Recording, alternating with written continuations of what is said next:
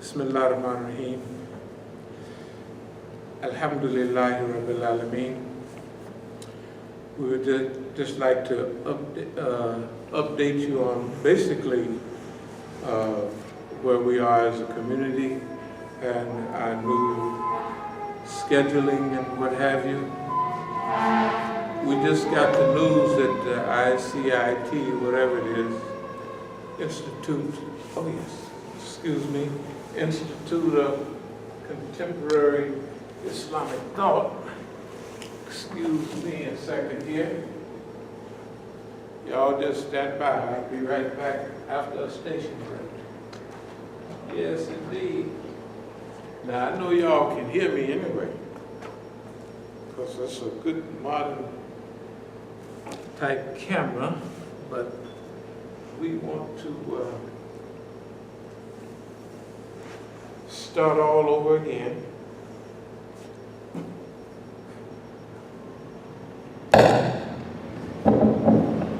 Bismillahirrahmanirrahim. Very good, very good.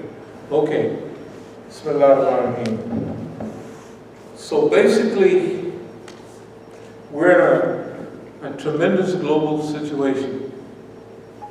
And if you notice that last couple of programs we had you pick up on creating a new civilization of Islam, and we showed those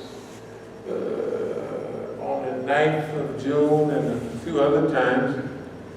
And then we explained what was going on and that there's conferences. The same conference was a big deal because the Sun Telegraph in London printed an article March 31st, 1996, a week before our program. It was a global push by Zionists to close off that program. And they said all kind of things about the Muslims, and Mr. Mandela said this. Mandela acts as host to men of terror. That's what the London Telegraph said. He said, lies, damn lies. Mr. Mandela, open door. That's about the same time, the year, 2 years after that, Bill was over there. And Bill said, Mr. President, we want you to stay away from Cuba. I don't know if y'all remember that. He brought old Bill up on the stage with him. He said, now Cuba had broke the back of South Africa because from Angola, if you remember that war in Angola, where the Cubans came over from Angola, they fought against the South Africans, and they whooped them bad. This is in the late 70s. You may not remember that. It was the Cubans, most of them blacks. See, Angola is Portuguese. Now, Cuba speaks Spanish. They can understand each other.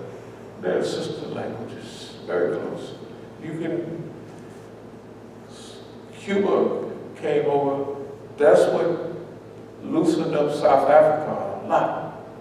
When them Cubans came over, and they was used to fight local Africans and all that, and Cubans came over with modern Soviet weapons, and they struck a spot up those Boers behind, and they never got over it. So here comes Bill telling Mr. Mandela,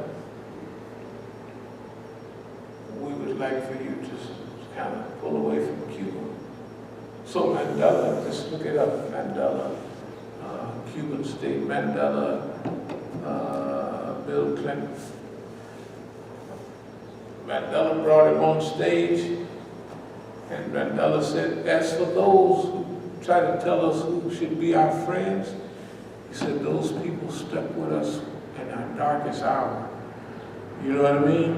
See, you have to understand what darkest hour means. Can you imagine no help from nobody, cut off from everybody, And people, remember how they was whipping niggas in South Africa with whips? I mean, and just blasting away with shot. They just did whatever they wanted. And Mandela said that for those people who say that to us, they can go jump. He used the term jump in a pool. But you know, we used to say you can jump in the lake, swallow a snake, and come out with a bellyache. You know, but Mandela told him they, and he's pointing to Bill, can go jump in a pool. You know, so this is our attitude. This is Mandela's attitude about us. He took he had a high level of concern for us. And this program was bigger than people try to let on. When we showed clips of this, and said that crew,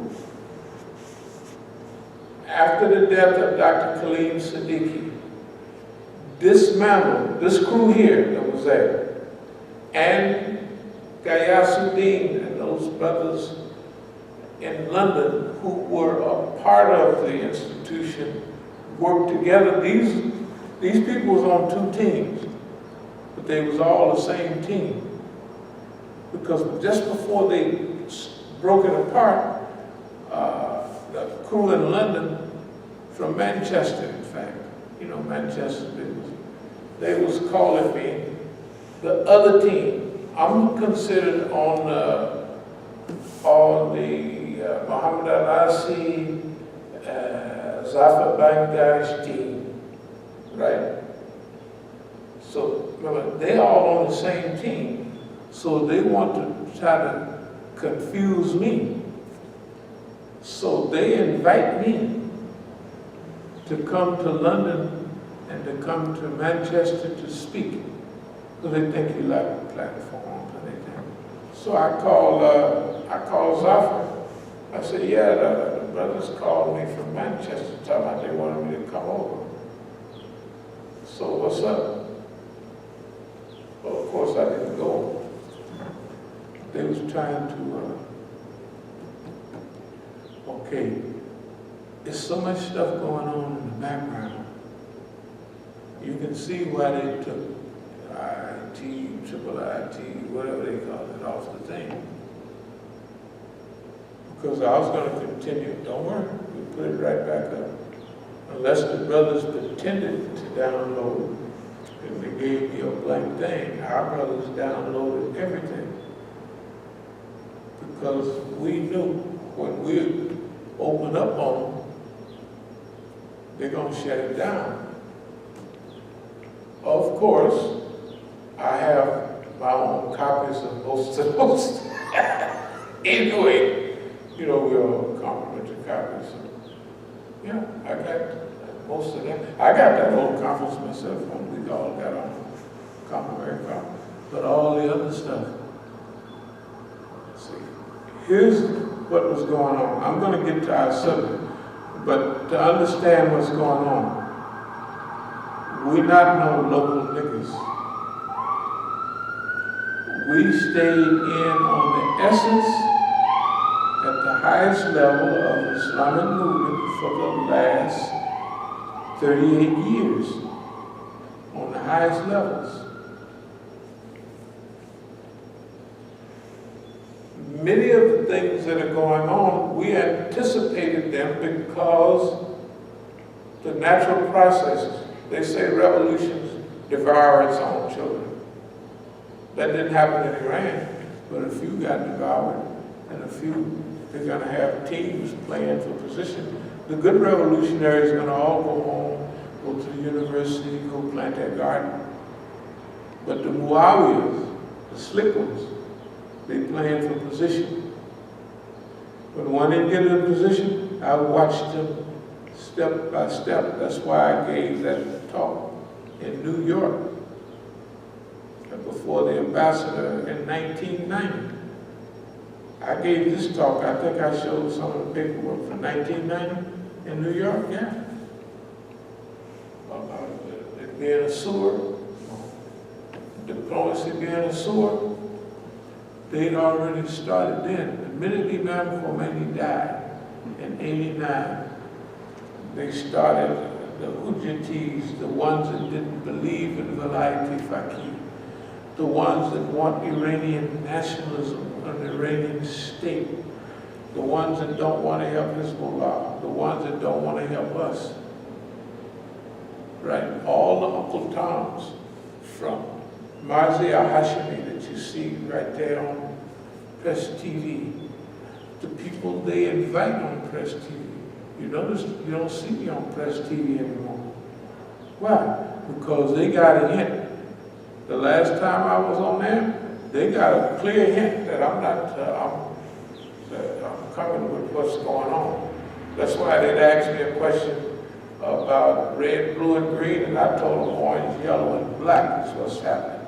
And in other words, I didn't pay no attention to the questions they was asking, and I went straight to what's going on. So we're not having him anymore. And then just to test him, I remember when a month and a half ago, I said nice stuff about Iranian diplomats on Sunday. The next day, here they come with a little assistance. Just the very next day. So I said, yeah, I'm gonna finish them off. So the last time I came up, ain't nobody said nothing, right? So I was just testing them. We're all headed a certain way. I'll try to get into kind of where we're going, and I'll try not to be distracted too much. But for the interim, where we are now, is we have our goals are set for right now. And goals are good because goals help you with your purpose. It helps keep you focused. So once you get a plan, they're going to come and they're going to try to divert you from your plan. All the time, every day, from then on. Okay? Now, to get to where we are now, and one of the levels is, like what Dr. Kaleem Siddiqui said, you could tell that he was pointing towards stuff. Now I'm filling in what he said to me. Sister Bahia heard it, the driver heard it. You look up in Crescent in 1996 and you'll see the statements. Dr. Kaleem Siddiqui said, well, he mentioned other guys too. Muhammad al-Asir Zafar, Bangash, and Imam Abdul-Alim Musa got it. So, you know, in other words, they got what I'm talking about. Well, then why in the hell did Muhammad al-Asir and Zafar Bangash develop a scheme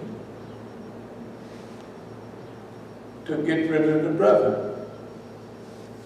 Why do at this very conference, the big rich guys is feeding me fitna so I'll respond to it, and it'll be false fitna or set up fitna, that I'll make statements on behalf of black South Africans that won't be correct, but they're the ones feeding me this so they can put me on the defensive. Anything these people is low down.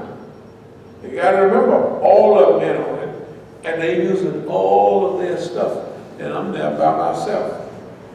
And to tell you the truth, the Negroes slapped the piss out of all of them, including the United States government, including the Zionists. And I'm telling you, this is what they needed. Remember I showed you the picture of the half Indian, half white woman a long time ago. One of the sisters in South Africa that was, first of all, she was a commoner. She wasn't part of the rich crowd. She was, so they have Sister Bahia and me. When Sakina's 1 year old, good God, that's 19 years ago, stay in her house. They have usually I'd stay at the rich guy's house. We stay with her, and she has a daughter, and she's not married and everything. And of course I get up early, just like I do now. The woman would get up early and have tea and stuff ready. So Sister Bahia kept saying, you like her. Yeah, you like her. You just sitting in there. And I said, this is the same way they always, when they want you to get with somebody, like Halle Berry, the same thing they say about her. You don't know whether abdul-Alim was trying to set her on me, because she called me every day after he didn't marry. Remember, you gotta have moral standards. Some niggas try to break your moral standard. And they figured a Tinder would do it every time. Those are good old niggas. Those are niggas from school. They couldn't have made it in the big time because everybody's sending women on you doing this, that, and other. And if you like cutie pies, you'll be dead in 2 weeks. You'll be broke. They'll have all your money and gone. You'll be laying on the side of the ditch. You know what I mean? So they're going to use that on me. And ain't none of it never worked, not a pinch of it. But we observed it. So, where are we at now with all of this drama? After all of this is going on, after what's happening here in America is going on, after what we have observed, we see the plot against the Islamic movement globally. We can ascertain which movements are real and sincere and which movements are being manipulated by these Muawiyah types. As each year go along, the diplomatic corps gets stronger and stronger. The Uncle Toms, they get, first they might have Dr. Karazi and his nephew in there, you know, as ambassador. Then Dr. Karazi is called back to Tehran and he's the foreign minister. Then they put Zarif in as the ambassador to the UAE here, right? And each one of them, every time I go to Tehran, all the new ambassadors are part of their team. Like Buhani's team, every one of them graduated from University in Berkeley. Every last one of them, I know 80% of the guys on the staff, right?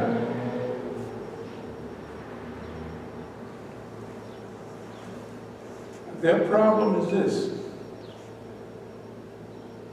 In the new stage of development, you want your madhab, your crew is not prime. It's a lesson none of us learned. Ikhwan, I've learned none of them. We've learned that lesson. As-Sabiqun is not prime. Islam is prime. You have to make all of your decisions based on what's good for Islam, not what's good for As-Sabiqun. You can't do it. And we're moving toward power. The diplomats are using nickel and dime things that people can pick up here and there. When the big shift comes, some people will not trust it. So during the difficult times is when you stick to, we call it moral imagination, high standards of ethics and morals. I'm telling you, that's what we do. We don't care whether they like it, whether they believe it. We don't care nothing about it. We're not doing this because of the people. We're doing this because of the direction of the Islamic movement. And Islam is premier. Therefore, we have to make decisions based on what's good for Islam. Now we jump to here. That our goal here is to carry on the work of Dr. Khalid Siddiqui with Negro characteristics, which we was going to do anyway. Every time they ask us to do something overseas, we need an institute. I say, no, I don't need no institute. So I stalled for a couple of years and I developed Islamic Institute for Counter-Zionist American Psychological Warfare. And they come telling me them bombs in Tehran, that's not viable. I say, you don't know shit. The UMFs don't know your ass from a hole in the ground. If you don't support me in what I'm doing, you can kiss my behind. These are the exact words last time I was in Tehran. You notice I haven't been back in a while. No, because I said, no, we ain't going for that. I've been nice and kind. I've given y'all 20-year chance to reform. Now it sounds crazy to say, I'm giving them a chance to reform. Well, I gave abdul-Alim them, I gave Muhammad al-Asi them, I gave all of them a chance to straighten up. That's what I would, you could go back over, I've been giving them hints for years. And this one on Iran, that was 10 years ago I gave them. On Dr. Karazi and them, on Advocate for the Islamic Republic of Iran. I stood right here and said it with Muhammad al-Asi watching and understanding what I'm saying. And watched him try to double-cross these little mealy mouths. If any of you think Muhammad al-Asi and Zafar Bankash is part of the Islamic movement, you're stupid. Them guys, tell me a program they've had. Tell me anything they've done over the last 35 years. And what are they all, what do you call it? I didn't mean to get off on this tangent, but the University of Maryland trio. Safi Khan, Afif Khan, and Muhammad al-Asi. And y'all gonna run that right here in D.C. Like, oh, Afif Khan is a revolutionary. He's a Muhammad al-Asi. And Safi Khan controls everything under the auspices of Saudi Arabia.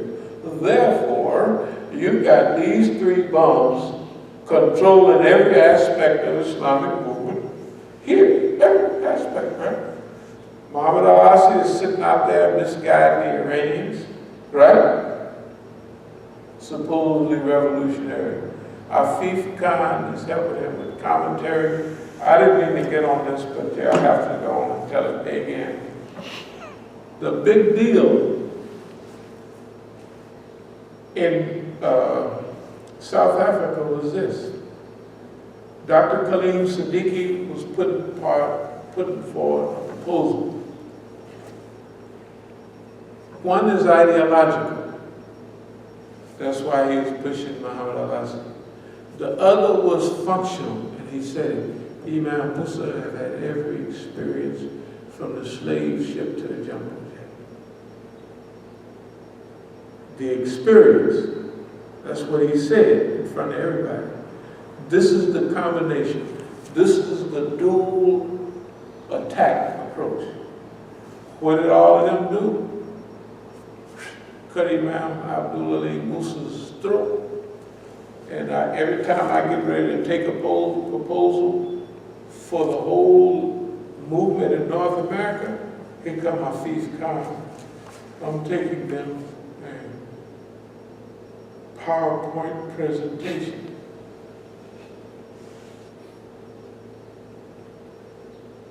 So I don't say, you don't see my damn paperwork in my hand, you don't see what I'm going to tell the guys. Of course y'all been reading in my briefcase and you know what I'm going to say. I'll say, go ahead. What do? They go, they make their presentation to cut me out of it, cut the function, practical part. Now you gotta remember, who do the people in South Africa love? Do they love Muhammad al-Asi or do they love Imam Musa? Who do you hear the top beers and jumping up and down about this? You can see the people in the audience, right? And like Dr. Khalim Siddiqui, we're in the center of global racism, South Africa, right?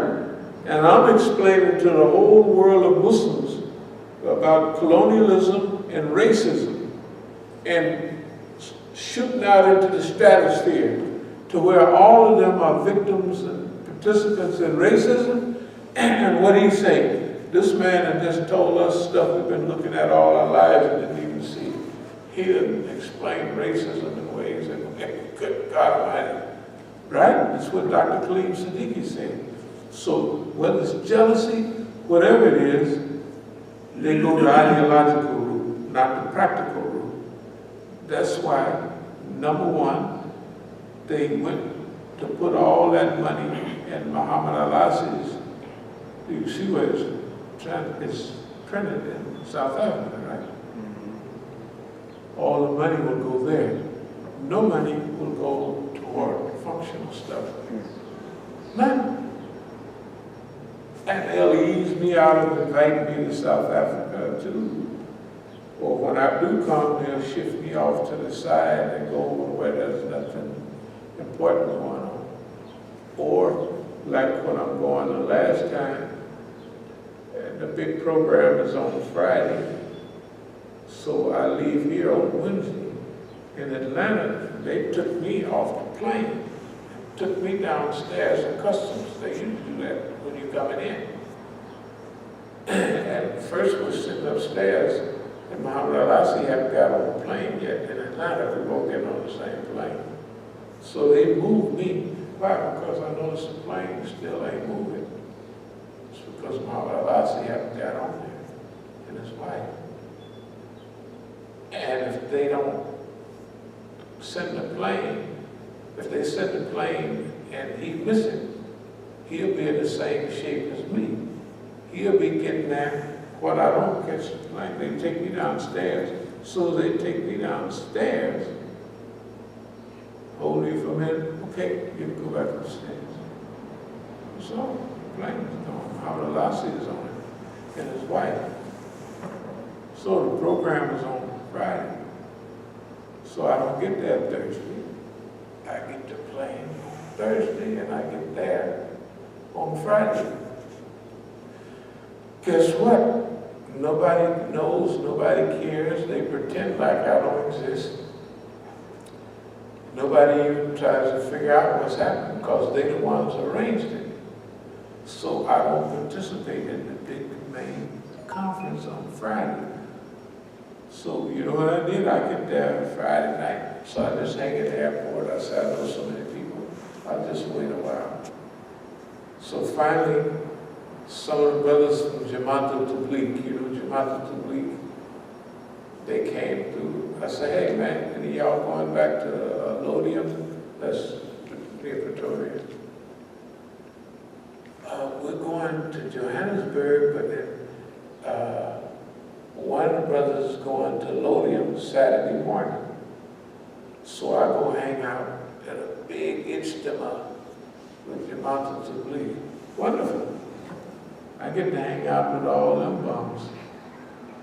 All the bums in South Africa. And that crap they talking. Yeah, I'm right with them. I try to get me a miswag so I can roll right in the crowd. Hey man. So now I know every Jamaat from that group. I knew many of them before, but they didn't tend toward that group. Now I'm a card carrying Jamaat al-Tabligh. And I know the lingo because they used to come at our Masjid. You used to hear me all night long. I'm talking them hadith that they taught that you would go to jail if you said that stuff out loud. And I'm running, and you think I was the biggest hypocrite in them. Yeah, hey man, Allah helps everything. Anyway, where are we now? All of this stuff we've learned over the decades, we know it. Nobody else knew it. They just didn't know it. I would sound like a madman telling everybody this, that, and that. But what's happened over the last 4 years, exactly what we wrote about. This is over 4 years ago. This is the best time, this is the best cycle, and we were all ready for the cycle. But what we have to do, we have to engineer. This stuff that was going on in Oakland and other places, we were not to pursue. The system was not pursuing us. We was drawing the system in all along. All along. Why? They can do everything in the open. Zafar Bangash and them just did this crap in the open. Take all the stuff off, right? After I say da-da-da-da. First of all, they put it on and linked it to us to try to buy us off. What's going on is, after they done tried to cut my throat, and they never successful. So they're amateurs. They're just schoolhouse niggas. That's what all of them. Abdul-Alim, Sister Bahia, Mukhtar, Zafar Bangash, Muhammad al-Asad, they schoolhouse niggas. They didn't get their game from the street. Their life was never on no decision. You know what I mean? They took tests in school. Right? Every decision I made, my life depended on. My life, or 50 years in prison, or crippled, or busted head, every decision for the last 50 years that I made, major decision. Although it was a test, my life, or going to prison, or somebody else's life, the movement, getting enough money to the movement in exile. You know what I mean? Everything depends, something depends on this. Their decision, they went to school. Those tests don't, you just get an A or B. And if you get a B, so what? If you get an A, so what? If you get an F, no big deal. You don't get killed. They don't take you out in the backyard and shoot you. But if you get an F in my test, this bye-bye birdie, right? You gone. So it's not fair for them to try to knock me over. It's not fair because they're just little old girls. The girl, it's not bad to be a girl, but if you're a man, it's not good to be a girl. And these little old punk niggas trying to knock over the biggest gangster in town, everybody know that. They shouldn't do that. They did it, and look what happened. Now, what is our situation? We have to have them do everything on the surface so everybody can see it, right? Okay. They took ICI, whatever it is, they took it off as soon as we said certain things, right? Okay, we showed them what Dr. Khalid Siddiqui said. And then we said, we're going to show you some more. They took it off right away.